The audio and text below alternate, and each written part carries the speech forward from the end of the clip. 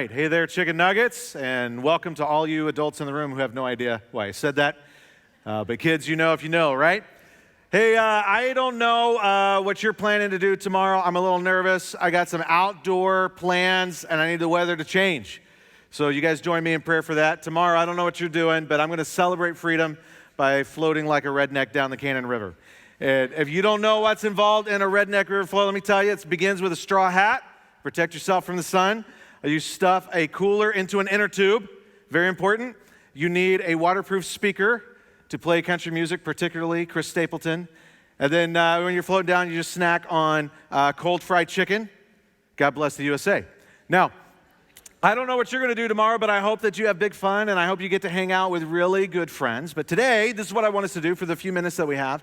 I want to talk about two really, really good things. I want to talk about the relationship between these two good things.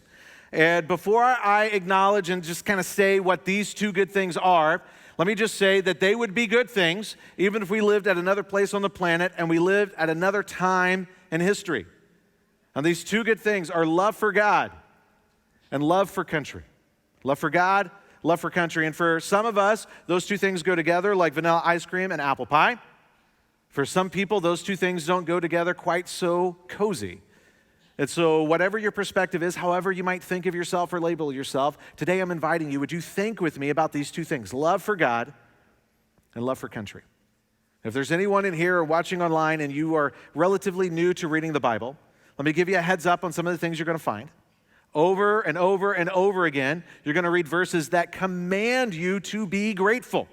You'll read things like this, that it's God's will for us to be thankful. And I just don't think it matters to God where we live in history or where we live on the planet, that God wants his people to have love and gratitude for where they live and the people with whom they live. And so you think about our particular country. What does gratitude look like? What are the rights and the liberties and the freedoms that you cherish? And if you were going to pray a prayer of gratitude, what would that prayer sound like? It is a good thing to slow down and to pray that kind of prayer. And if you do, I have a prediction. If you take seriously the teaching of Jesus and the call to be loving and the call to gratitude, you will pray, God, would you bless the USA? But you're going to find that you adopt a new perspective, and it's more like this: you bless the USA. Why don't we bless the USA? Well, why? Because Jesus made it really, really clear that love for God cannot be disentangled from love for people. And if we follow him, if we take him seriously, if we put the weight of our life on what he taught, we're going to find ourselves with this growing desire to love and to bless others. But this is where it gets murky when we're talking about these two things, because it's really easy for love for God and love for country to become blended together into one thing. Have you ever experienced that? I grew up in a culture that blended those two good things into one thing. There's a little bit about my story. I grew up steeped in Christian nationalism.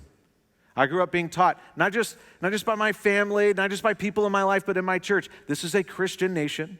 God has a unique relationship with the United States and a unique purpose for the United States.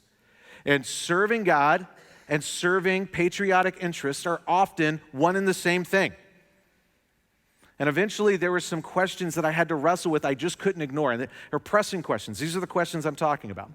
Is the USA a Christian nation? Was the USA ever a Christian nation? Are we supposed to take the USA back for Jesus? And does God have a unique relationship with our nation? And I grew up being told the answers to these questions are yes, yes, yes, and yes.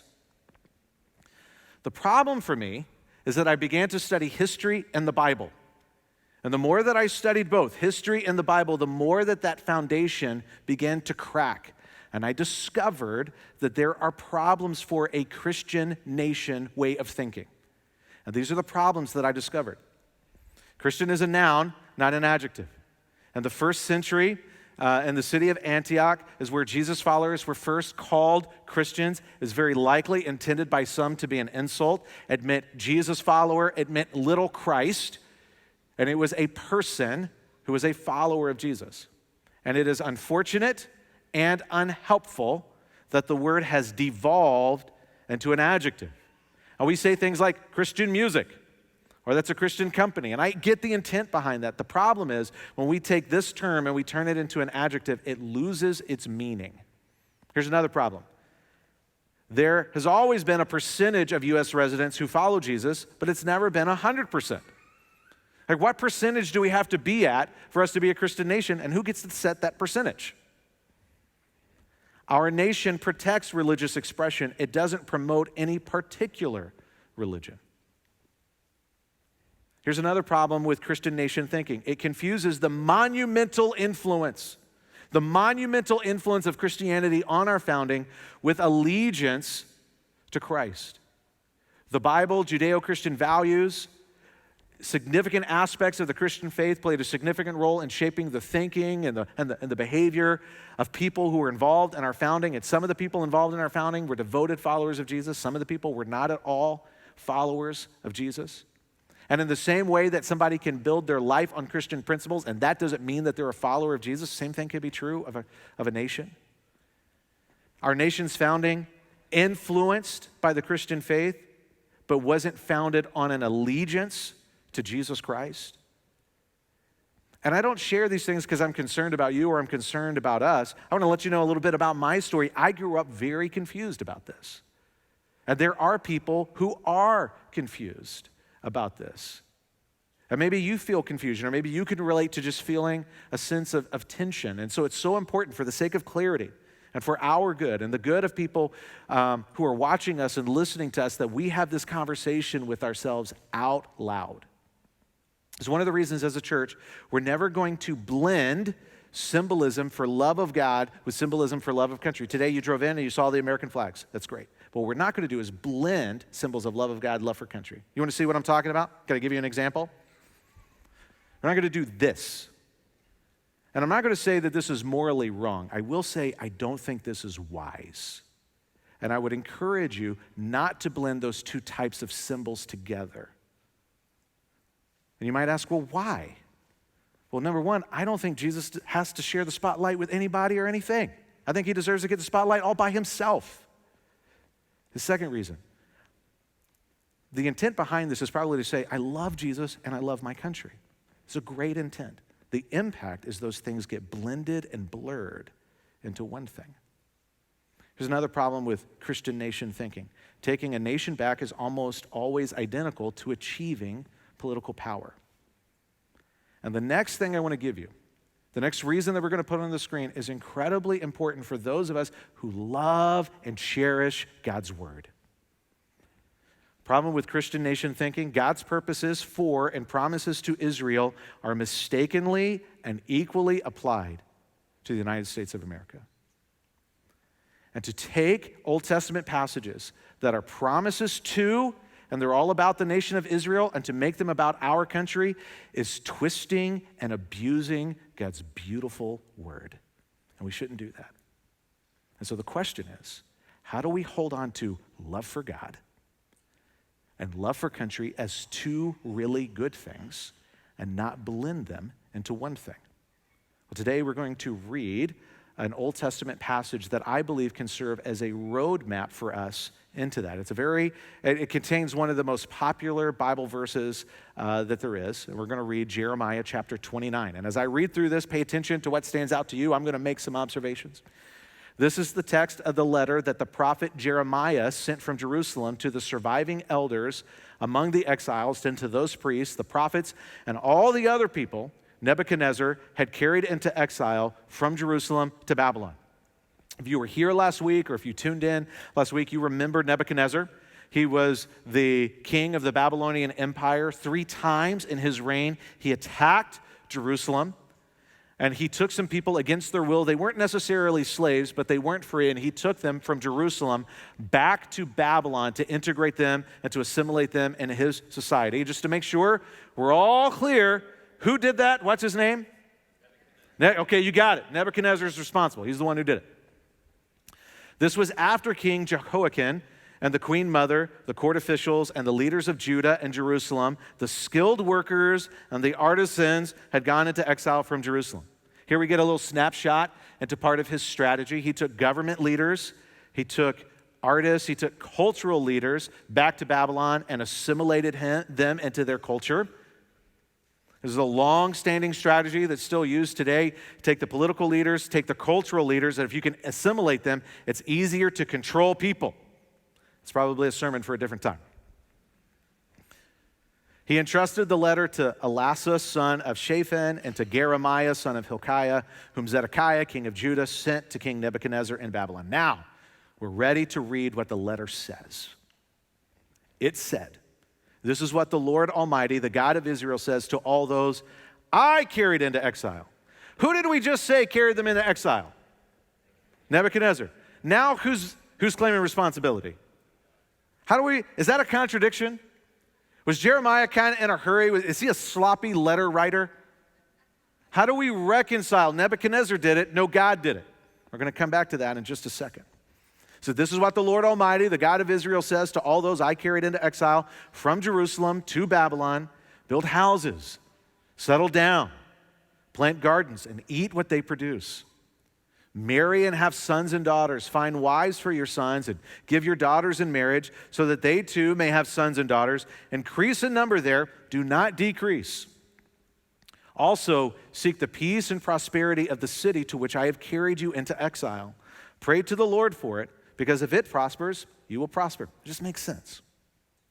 And we read this. Yes, this is what the Lord Almighty, the God of Israel, says. Do not let the prophets and diviners among you deceive you.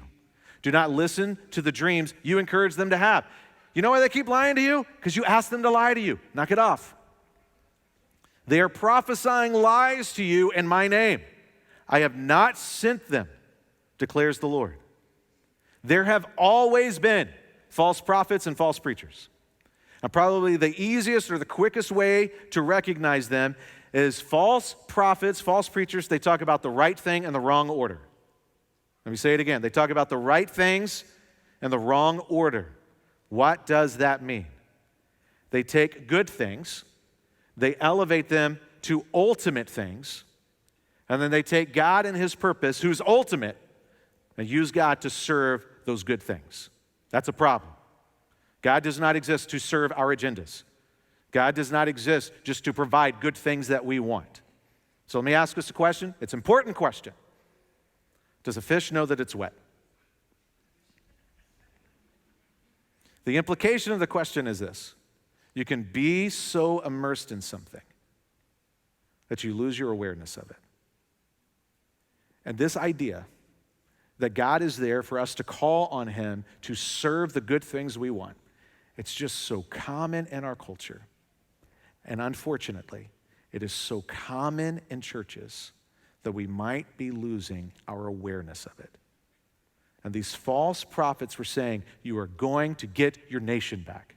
You're going to get your nation back soon. Small problem, not true. Would it be a good thing to be able to get their nation back? Is that a good thing? Yes. Was it the ultimate thing? No. And it certainly wasn't God's plan. So we got to ask ourselves, well, why were they in exile? And to understand why they were in exile, we have to go back to, why did God set Israel up as a nation in the first place? God set Israel up as a nation to be his people, to have a special relationship with that country, for them to serve a special purpose. And they were to go out to the nations and to attract the nations to them and to the goodness of God and to faith and trust in God.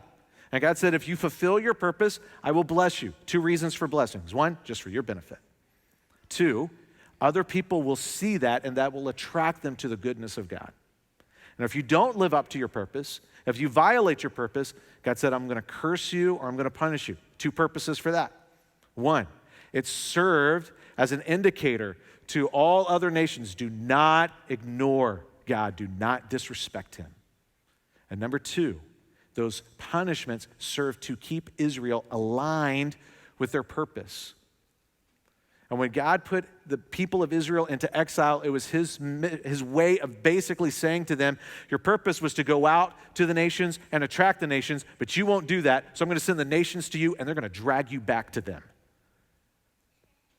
And so Nebuchadnezzar came, and he attacked, He attacked them after a long season of their disobedience, grievously disobeying God.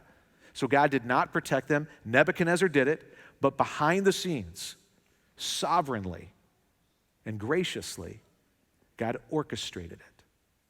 And we see that God used them as exiles to bring about goodness and flourishing and faith in Babylon. And them being exiled, it was simultaneously a punishment and a way to keep them connected to their good purpose. And this is why the command to not be deceived is so urgent. This is why it's so important for us to see how vulnerable we are to being deceived. All the false prophets who said you're going to get their nation back, they were preaching against God's ultimate purpose. And they were elevating good things at the expense of the ultimate thing. And because we're friends, I think I can say this. We are suckers for the good at the expense of the ultimate. And I can't help but wonder if it's happening now. As I listen to people and they preach and they proclaim this message, we got to take this nation back. And it sounds eerily similar to the false prophets who said you're going to get your nation back. And I think that there's good intent in that message, but I can't help but wonder if those good intentions are accidentally in opposition to God's ultimate purposes. This is what the Lord says. When 70 years are completed for Babylon, I will come to you and fulfill my good promise to bring you back to this place. God said, the good thing you want, it's going to happen. Bad news is, it's 70 years from now, you're all going to be dead. You won't be a part of it. I'm going to do this good thing. You're just not going to get to see it. But that's okay, because my purpose for you, my ultimate purpose for you is bigger than that. And that had to be hard for them to hear. An incredibly difficult pill for them to swallow. So God responded. This is the next thing he said, and this is one of the most famous verses in the Bible. For I know the plans I have for you, declares the Lord, plans to prosper you and not to harm you, plans to give you a hope and a future. Now, this is one of those verses that people quote, hey, there's really great things coming. The original context of this verse is, the good thing you want, not going to happen. I'm not going to do it. And what I have for you is something you absolutely don't want, but it is better. Would you trust me? And I think the challenge for us is, when God doesn't want to be the one who rubber stamps our agenda, will we trust him enough to follow him in his ultimate purpose? Then you will call on me and come and pray to me, and I will listen to you. You will seek me and find me. When you seek me with all your heart, I will be found by you, declares the Lord, and will bring you back from captivity. I will gather you from all the nations and places where I banished you, declares the Lord, and will bring you back to the place from which I carried you into exile. This passage contains one of the most famous verses in all the Bible, Jeremiah 29:11. That's the one that says, I know the plans I have for you, declares the Lord, plans to prosper you and not harm you, plans to give you a hope and a future. I'm sure somebody in here has a grandma who has that on needlepoint on a pillow, on their couch. Some of us might have it on a coffee mug, and that's a great thing. But we're gonna do a little interactive thing. You guys want to do something interactive? I want you to turn to your neighbor, connect with somebody you came with, meet a stranger, right? I'm going to give you 10 to 15 seconds. I want you to answer this question. Is that the promise of that verse? Is that for you and me? Is that valid for us? Go.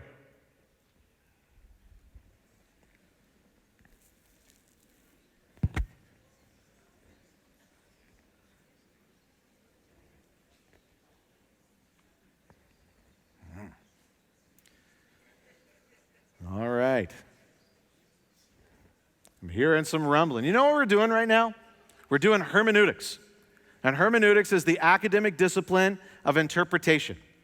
And when I teach classes on hermeneutics, I love to bring up this passage and ask the question I just asked you, is this promise for us? And when I teach this class to pastors, I do to them what I do them dirty. I'm not going to do this to you. I make them declare their answer before we go through it. Anyway, they have to answer out loud. And when they say, well, yes, this is for us, I like to ask them, can you tell me about the houses you built in Babylon and the garden you planted? And they look at me like I'm a dummy. And I just say, okay, just tell me this. What is it that tells you you can ignore the commands, but you get to keep the promise? And then that's when they want to change their answer, because it feels a bit self-serving to ignore the commands and hold on to the promise. If you're a note taker, I want you to write this down. Jeremiah 29 is to exiled Hebrews in Babylon, not Christians in the USA. It's to exiled Hebrews in Babylon, not Christians in the USA. Now, before anybody goes home and tells grandma she's got to throw her needlepoint away, don't smash your coffee mug that says Jeremiah 29:11. Hold on, all right? It's a beautiful verse, and we should cherish it, memorize it, be encouraged by it. We owe it to ourselves to understand it in context so that we can experience the ongoing benefit and implication of it. Jeremiah 29 isn't for us as much as it reveals the God who is for us and what we should be for. And the same way that God was for them, he's for you. But Jeremiah 29 isn't for us as much as it reveals the God who is for us and what we should be for. Fast forward to the New Testament. If you go and read the New Testament book of 1 Peter, he says that we are exiles and we should live as exiles. The status of exile should be a part of the story we tell ourselves about ourselves. National identity is a good thing, but our national identity can't be a part of our ultimate identity as followers of Jesus. We're to live like exiles. And when we understand and we embrace God's plan and purpose to live like an exile, we are going to be ready to ask and answer this question: how do we bless the USA? How do we bless our community? How do we bless this country or whatever country we're in? And I believe Peter was probably thinking about Jeremiah 29 because it is a roadmap to how to live like an exile. So what we're going to do is we're going to look at the commands and we're going to see if we can identify the principles behind the commands and apply them to ourselves. Jeremiah 29, 5 and 6, build houses and settle down. Plant gardens. Remember, we're going to talk about gardens in just a second. Eat what they produce. Marry and have sons and daughters. Find wives for your sons and give your daughters in marriage so that they too may have sons and daughters. Increase in number there. Do not decrease. How do we bless our community? How do we bless our country? Number one, invest in your neighborhood. Build houses and settle down. Now, I'm not going to give a lot of commentary on this. Back in April and May, we did an entire series called Neighboring.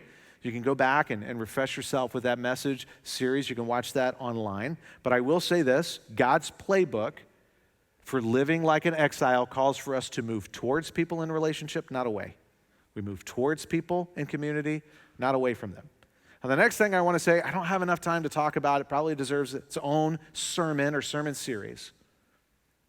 God wants his people to fully integrate, not assimilate. Fully integrate, not assimilate. Integrate is about being with people and being for people. Assimilate is about being like them. We're not going to take on worldly values or worldly worldview. We're going to fully integrate. We're not going to assimilate, and we're going to bring the gospel of Jesus and the goodness of Jesus with us. Next, invest in your economy. And let's don't reduce this to making money and spending money. He said, plant gardens and eat what they produce. When you read the Bible, what's the environment that people are in very first? Where do you find people? What are they in? A garden. Jump to the very last chapter in the Bible. Where are we ending up? It's a garden. I know that was a tough one. It was a tough one. Whew! Man, I feel like I got some relevancy now. There's more teaching that needs to be done. All right, we start in a garden, we end in a garden. Gardens play a prominent role, cover to cover, in God's Word. Gardens represent a place where the divine dwells. Gardens represent a place of abundance. A garden is a place where people are to live in peace. And our original responsibility, and our responsibility in heaven, believe it or not, will be to cultivate all the blessings of that peace. And so when he says, listen, plant gardens and eat their fruit, yes, that relates to invest well in an agricultural-based economy, but it cannot simply be reduced to that. Engage in, participate in, invest in a way that you contribute to abundance. Invest in, contribute to, participate in such a way that you bring heaven to earth. Did you know that living like an exile means in wherever you work, the job that you have, wherever you volunteer, that you get to play a role of bringing heaven to earth? Third thing, invest in your family. Invest in your neighborhood. Invest in your economy. Invest in your family. And those 3 steps right there will be significant steps into living like an exile and blessing the community and the country in which we live. It's the next one that's the real kicker and might feel like a kick in the gut. Jeremiah 29:7 says, also seek the peace and prosperity of the city to which I have carried you into exile. Pray to the Lord for it, because if it prospers, you too will prosper. This was originally written in the Hebrew language, and in Hebrew it doesn't say peace and prosperity, it's just one word. And in Hebrew that word is shalom. The challenge of translating shalom into English, it's so rich and nuanced and complex and beautiful of a word, it doesn't easily translate into one English word. And it really means a kind of flourishing in every way imaginable. And as we look at this, we have to acknowledge there's a level of practicality to this. There's a level of pragmatism to this. Hey, listen, if the people you live around, if they flourish, you're going to flourish too. But it's not simply that. Because the command is pray for it and seek it. Pray to God for it. Would you ask God that he brings shalom, that he brings flourishing, that he brings prosperity to the people who oppressed you and who only want to take from you? Man, that had to be hard to hear. Would you plead with God that he blesses and prospers generously the people who have put you in this position? Radically and prayerfully invest in the flourishing of all others. A couple of months ago, I had the privilege to sit in the same room and listen to a pastor who I greatly admire. His name is Crawford Loritz. And he was talking about how to live like a follower of Jesus and how to lead in challenging times, times that are challenging for our country, times that are challenging for churches. This is one of the things he said. Unity is based on sacrifice. And I hung on every word that he said, but these are words that I knew I had to write down because I didn't want to forget. And isn't it true that when we serve and sacrifice for each other, don't we feel closer? Aren't we more united? Isn't it true that when we serve and sacrifice for our community, even the people who don't think like us, even the people who live differently than us, even people who would consider themselves opposed to us, when we serve and we sacrifice for them, aren't we laying a foundation for unity? I don't know how. I don't know how to pursue shalom without this. I want to share with you something that I'm currently grieving. And if I were to slow down and get quiet and get prayerful about it, I would probably get emotional. The thing that I'm currently grieving is the perspective that church, that religion, that preaching the gospel, the perspective that preaching the gospel is a tool for people in power to keep power and to get more of it.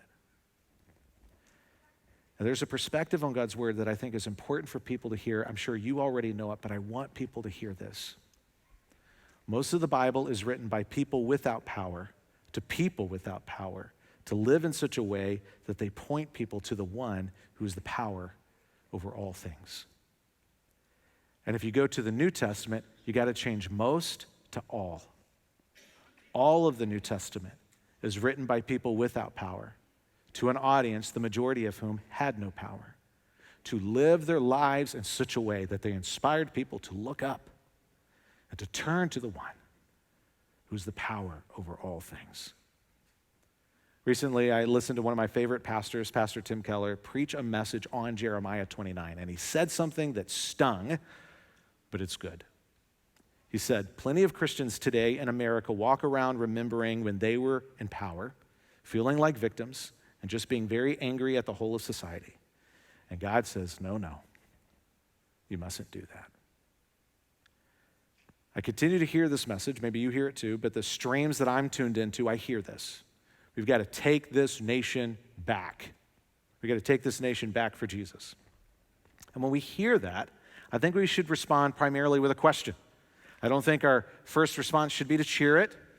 I don't think our first response should be to condemn it. I think we should respond with a question. The question is, tell me what you mean by that. What does that mean to you?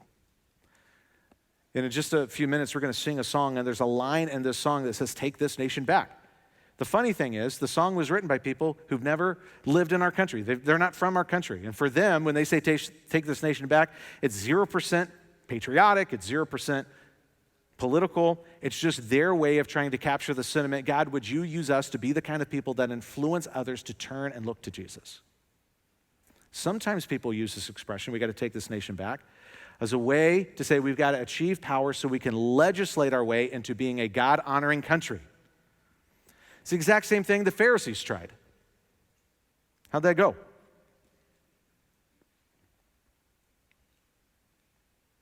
And so when we hear that, we got to take this nation back. I think we should just slow down and ask, what do you mean? Do you mean we want to be people of influence? Or do you mean we want to be people who grab for power? This has long, long been a church full of people who have very different political viewpoints and very different social movement viewpoints. And sometimes those viewpoints aren't just different, sometimes they contradict. And believe it or not, I think that is a beautiful thing about our church. And I'm growing to be a person, this is just how I think today, I'm growing to be less and less concerned about what people's particular positions are. And I'm growing more and more fascinated and intrigued by the disposition that we adopt. And I just think that following Jesus and living like an exile and living to be a blessing means adopting this disposition. Be for whoever God is for and the ways that God is for them. Jeremiah 29:11 is one of the most famous verses in the Bible. It's not the most famous. Probably the most famous is John 3:16. I'm curious, who all is on the list of people that God is for? Who's not on that list?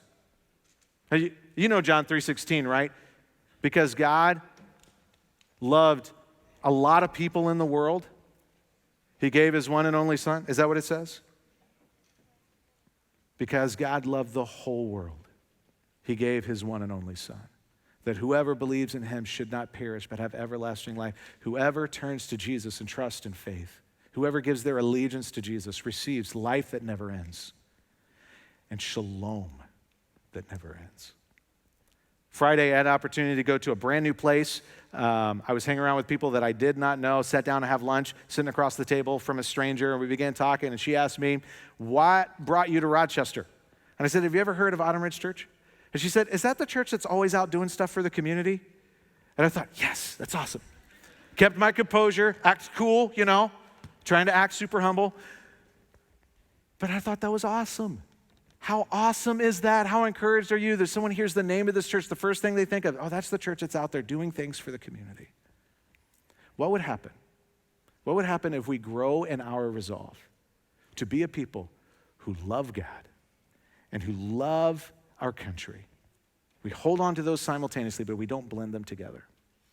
What would happen if we are people who grow in our resolve to be compelled by the love of Jesus to love our community radically and prayerfully? What would happen if we resolve to be people, to be united by this prayer? God, would you use us to bless all the people that you are for and the ways that you are for them?